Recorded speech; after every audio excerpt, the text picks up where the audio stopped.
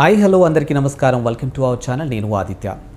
AP Amaravati brand image క్రమంగా పెరుగుతుంది. ఇప్పుడు ఏపీలో భూముల రేట్లు ఏ విధంగా ఉన్నాయి, ఇప్పుడు ఒకవేళ ఇన్వెస్ట్మెంట్ పర్పస్ ఏపీలో మనం భూములు కొనొచ్చా లేదా, ఒకవేళ కొంటే ఎక్కడ కొంటే బాగుంటుంది, ఫ్యూచర్లో రేట్లు పెరిగే ఛాన్సెస్ ఏమైనా ఉందా, లేకపోతే ఇంకా కొంతకాలం వెయిట్ చేసి కొంటే బాగుంటుందా, ఇలాంటి ఎన్నో అంశాల గురించి తెలుసుకునే ప్రయత్నం చేద్దాం.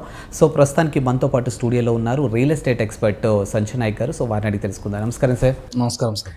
సార్, ఇప్పుడు ఏపీలో టీడీపీ అధికారంలోకి వచ్చిన తర్వాత రాజధాని ఆ ఏరియాలో భూముల రేట్లు అమాంతం పెరిగాయని ఇలా ఒక టాక్ నడుస్తూ ఉంది. నిజంగా ఇప్పుడు ఏపీలో రియల్ ఎస్టేట్ కూడా చాలా పెరిగిందని అంటారు. ఇప్పుడు ఏపీలో నిజంగా మనం ఒకవేళ భూమి కొనాలంటే ఎక్కడ కొంటే బాగుంటుంది, అది కూడా ఇన్వెస్ట్మెంట్ పర్పస్. అండ్ ఇంకోటి ఏంటంటే అసలు ఇప్పుడు కొనుక్కోవడానికి కరెక్ట్ టైమా కాదా? సో ఏపీ అనేది ఇంతకుముందు ఏంటంటే చాలామందికి ఒక క్లారిటీ లేదు, క్యాపిటల్ సిటీ ఏదవుతుందని. మూడు రాజధానులు అనేసరికి చాలామంది ఇన్వెస్టర్స్ ఏం చేస్తారు, ఏపీలో ఇన్వెస్ట్మెంట్ చేయకుండా హైదరాబాద్ సరౌండింగ్లో ఎక్కువ ఇన్వెస్ట్మెంట్ చేస్తారు చాలామంది. సో అది క్లారిటీ లేదు, మూడు రాజధానులు అన్నారని చెప్పిన తర్వాత ఇప్పుడు నెక్స్ట్ గవర్నమెంట్ మారిపోయిన తర్వాత మళ్ళీ చంద్రబాబు నాయుడు గారు వచ్చిన తర్వాత ఏమైందంటే అందరికీ ఒక క్లారిటీ వచ్చిందంటే కన్ఫర్మ్ అయిపోయింది అమరావతి రాజధాని, దీంట్లో ఎలాంటి తిరుగు లేదు అని చెప్పేసి. అప్పుడు దాకా మార్కెట్లో చాలా తక్కువ ఉండే ప్రైజెస్ కూడా ధమ్మని పెరిగిపోయినాయి. రియల్ ఎస్టేట్కి ఉన్న బ్యూటీ అదే. నేను చాలాసార్లు గతంలో కూడా చెప్పిన, ఫ్రాక్ జంప్ అంటారు దీన్ని. సో ఎప్పుడైనా కానీ 2-3 సంవత్సరాలు 4-5 సంవత్సరాలు కూడా ఒక ఏరియాలో రేటు పెద్దగా పెరగదు, కానీ ఆ తర్వాత దమ్మని ఒకటేసారి పెరిగిపోతుంది. దానికి గల రీజన్ ఏంటంటే అక్కడ వచ్చే అనౌన్స్మెంట్. అంటే గవర్నమెంట్ నుంచి ఏదైనా ఒక అనౌన్స్మెంట్ వచ్చిందంటే ఆటోమేటిక్గా surrounding land values, market value మీద, రియల్ ఎస్టేట్ మీద ఎఫెక్ట్ అనేది పడుతుంది ఖచ్చితంగా. సో ఇక్కడ ఇప్పుడు ఏమైంది అంటే ఏపీకి మళ్ళీ టీడీపీ వచ్చిన తర్వాత ఈయన విజనరీ లీడర్, సో ఈయన తలుచుకుంటే చేయగలుగుతారు, ఈయనకు ఆ పొటెన్షియల్ ఉంది అని చెప్పేసి గవర్నమెంట్ కూడా ఏంటంటే ఇప్పుడు కూటమి రావడం వల్ల ఏమైంది, మేజర్గా సీట్లు వీళ్ళకే ఇచ్చారు. ఎందుకంటే ఒక గవర్నమెంట్ స్టేబుల్గా ఉన్నప్పుడే 10 సంవత్సరాలు ఎప్పుడైతే ఉంటుందో అప్పుడు మాత్రమే విపరీతమైన డెవలప్మెంట్ మనం చూడొచ్చు. ఇవాళ మన హైదరాబాద్ తీసుకుంటే ఇంతగానో ఎందుకు డెవలప్మెంట్ అయింది, కేసీఆర్ అనే ఒక వ్యక్తి 10 సంవత్సరాలు ఉన్నాడు కాబట్టి. ఎందుకంటే 10 సంవత్సరాలు వాళ్ళ దగ్గర టైం ఉంది. ఈ 10 సంవత్సరాల్లో ఎక్కువ డెవలప్మెంట్ చేయడానికి, ఏదైనా నిర్ణయాలు తీసుకోవడానికి ఛాన్సెస్ ఎక్కువ ఉంటాయి. 5 సంవత్సరాలు ఏం కాదు. అందుకే గతంలో 5 సంవత్సరాలు ఉన్నా కూడా పెద్దగా డెవలప్మెంట్ ఏం కాలే. ఇప్పుడు ఏమైంది, మళ్ళీ గవర్నమెంట్ వచ్చిన తర్వాత నెక్స్ట్ గవర్నమెంట్ కూడా మళ్ళీ ఒక 10 సంవత్సరాలు ఒకటే గవర్నమెంట్ స్టాండర్డ్గా ఉండగలిగితే ఏపీ మొత్తం దిశ మారిపోతుంది. పర్టికులర్లీ అమరావతి ఏరియా నేను చెప్పేది, అమరావతి సరౌండింగ్ ఒక 30 నుంచి 50 కిలోమీటర్ రేడియస్ వరకు అద్భుతమైన రేట్లు పెరుగుతాయి. ఎందుకంటే అమరావతికి ఇప్పుడు ఏమైంది, మళ్ళీ కన్ఫర్మేషన్ రాజధాని కన్ఫర్మ్ అయింది. ప్లస్ ఇప్పుడు బడ్జెట్లో మొన్న వచ్చినప్పుడు ఏమైంది, దాదాపు 15,000 కోట్ల అమౌంట్ వచ్చింది. ప్లస్ దీంతో పాటు ఇంకా అడిషనల్గా మీకు ఏమైనా అవసరం అయితే కూడా మేము సపోర్ట్ చేస్తామని చెప్పి కూడా సెంట్రల్ నుంచి సపోర్ట్ ఉంది. అలా సెంట్రల్కి కూడా ఇక్కడ ఏపీని కాపాడుకోవాల్సిన అవసరం చాలా ఉంది కాబట్టి సో ఇదొక మేజర్ అడ్వాంటేజ్. దాని తర్వాత ఏంటంటే మొన్నటి దాకా 20,000 30,000 ఉన్నది కూడా ఇలా 50,000 70,000 ఉంది. కోర్ ఏరియాలో ₹1,00,000 అంతకన్నా ఎబో కూడా ఉన్నాయి. సో మన దగ్గర ఎఫర్ట్ చేయగలిగితే కోర్ ఏరియాలో కొనవచ్చు. ఎఫర్ట్ చేయలేమన్నప్పుడు ఏం చేయాలంటే, మళ్ళీ చెప్తున్నాను నేను, ఒక ఇంపార్టెంట్ పాయింట్ ఏంటంటే రాజధానికి, ఒక మెట్రోపాలిటన్ సిటీకి 100 కిలోమీటర్ రేడియస్ ఎప్పటికైనా రేట్లు పెరుగుతాయి. ఇది నేను చెప్పట్లేదు, రియల్ ఎస్టేట్లో మహా గురువులు నాకు చెప్పిన విషయం ఇది. 200 కిలోమీటర్లు పెరుగుతుంది అంటే గ్యారంటీగా. కానీ ఫస్ట్ ఫేజ్లో మనం ఎక్కడ దాకా పెట్టుకోవాలి టార్గెట్, 100 కిలోమీటర్. ఇప్పుడు అది కొత్త బేబీ, అమరావతి అనేది ఇప్పుడే స్టార్ట్ అయింది కాబట్టి ఇప్పుడు అక్కడేంది 50 కిలోమీటర్లు వెళ్ళాల్సిన అవసరం లేదు, 20-30 కిలోమీటర్ రేడియస్లోనే మంచి స్కోప్ ఉంది. సో అమరావతికి కనెక్టింగ్ రోడ్స్ ఎలా ఉన్నాయి, ఎక్కడెక్కడైతే కనెక్టింగ్ మంచిగా ఉన్నాయో, ఇప్పుడు నెక్స్ట్ ఓఆర్ఆర్ కూడా ఇస్తామంటున్నారు. దాదాపు అది ఒక 160 కిలోమీటర్లు 180 కిలోమీటర్లు అని కూడా విన్నాను నేను. సో ఈ ఔటర్ రింగ్ రోడ్ ఎక్కడి నుంచి అయితే వస్తుందో దానికి సరౌండింగ్లో, ప్లస్ ఈ క్యాపిటల్ సిటీకి ఒక 20-30 కిలోమీటర్ రేడియస్లో ఇంకా రీజనబుల్ అఫోర్డబుల్ ప్రైస్లో ఉన్నాయి. 10,000 15,000 20,000 రేంజ్లో కూడా గజాలు కొన్ని దొరుకుతున్నాయి కొన్ని ఏరియాలో.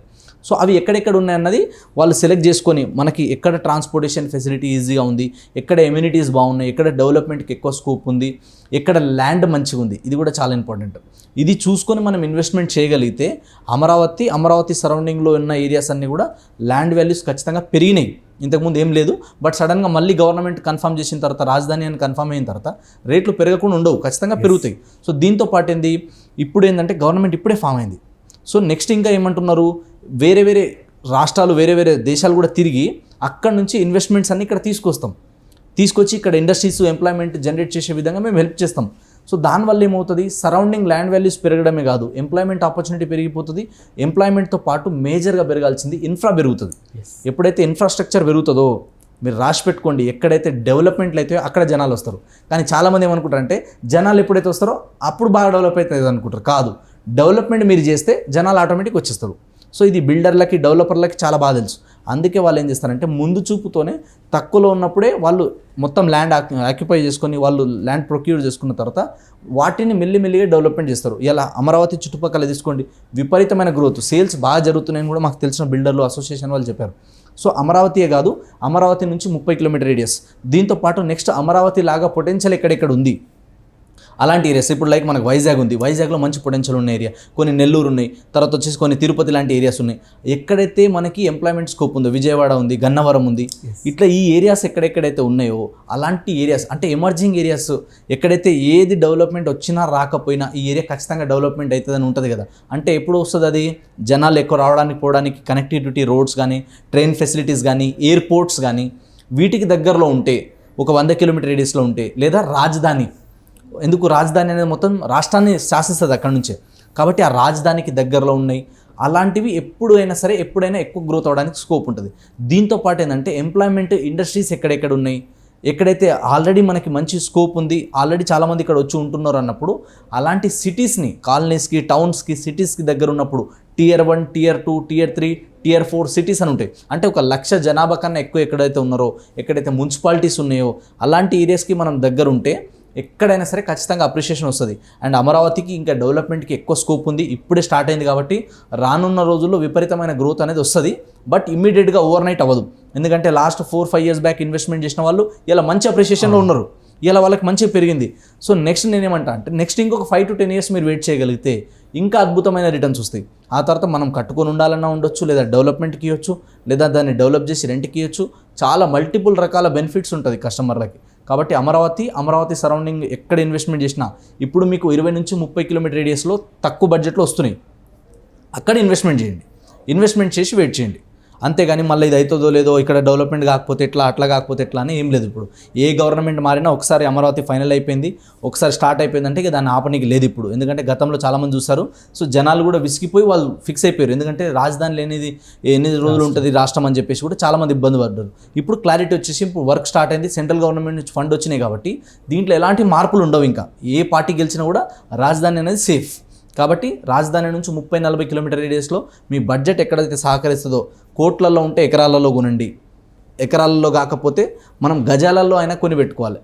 అది కూడా కొనకుండా మనం చూస్తున్నాం అనుకోండి, అరే అప్పుడు మంచి టైం ఉండే, మా దగ్గర డబ్బు ఉండే, లేదా లోన్ ఆప్షన్స్ ఉండే, అయినా మేము కొనలేకపోయినాం, ఇవాళ అది కొనుక్కుని ఉంటే నేను కూడా కోటీశ్వరనే అవుతుండే అన్న ఫీలింగ్లో ఉండిపోతారు చాలామంది. కాబట్టి ఇప్పుడు మనం కొంచెం డేర్ చేసి ఇన్వెస్ట్మెంట్ చేయగలిగితే ఫ్యూచర్లో అద్భుతమైన రిటర్న్స్ వస్తాయి, దానికి ఎలాంటి డౌట్ లేదు. అమరావతి సరౌండింగ్ అయితే అద్భుతమైన రిటర్న్స్ పెరగడానికి స్కోప్ ఉంది.